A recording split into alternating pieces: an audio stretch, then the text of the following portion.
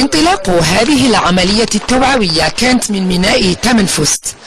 الغواصون المتطوعون عبر الموانئ الثلاث سجلوا حضورهم بجمع النفايات والقمامات التي تؤثر سلبا على جمال المحيط البحري ونظافة البيئة البحرية.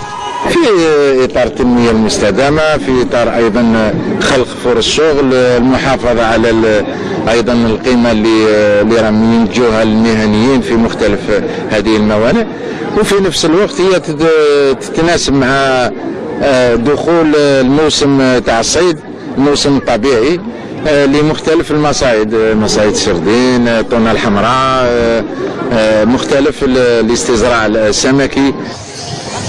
إنجازات ومشاريع استثمارية بالموانئ من شأنها توفير مستلزمات الصيادين والمهنيين ومستعملي الموانئ.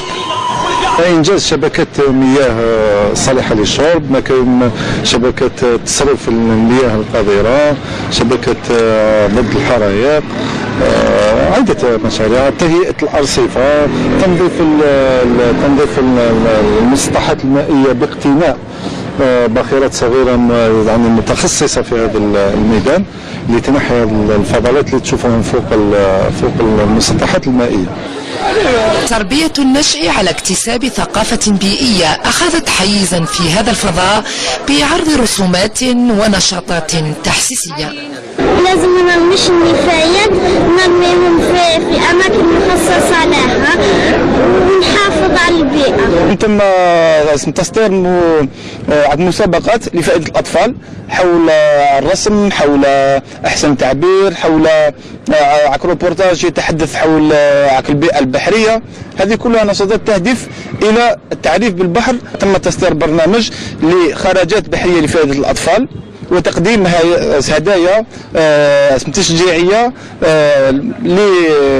للحملة الوطنية لموانئ أسود الزرقاء. عرض رياضي أمتع الحاضرين في هذه الحملة التطوعية. وبفضل هذه التحسينات التي طرأت على المنشأتين حظي ميناء أرزيو بتصنيفه أحسن ميناء عبر الوطن، فيما احتل ميناء وهران المرتبة الثانية ضمن مسابقة وطنية نظمتها وزارة الصيد البحري والموارد الصيدية. طاهر بالعيدوني.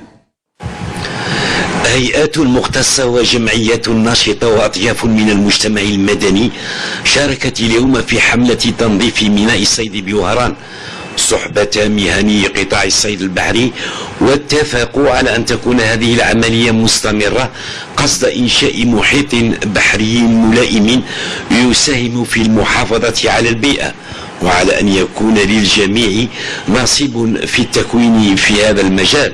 الآن رانا مشينا في إجراءات خاصة فيما يخص حملة صيد السردين وحملة الطونة، لأننا في شهر وموسم الصيد السردين والطونة. الأمر الثاني والخصوصية الثانية في هذا اليوم أننا وسعنا هذا اليوم المعروف بموانئ الزرقاء إلى السدود والحواجز المائية لاستزراعها ببلاعيط الأسماك حتى نزيدوا نشجعوا أكثر تربية المائيات على مستوى هذا السدود والأحواض.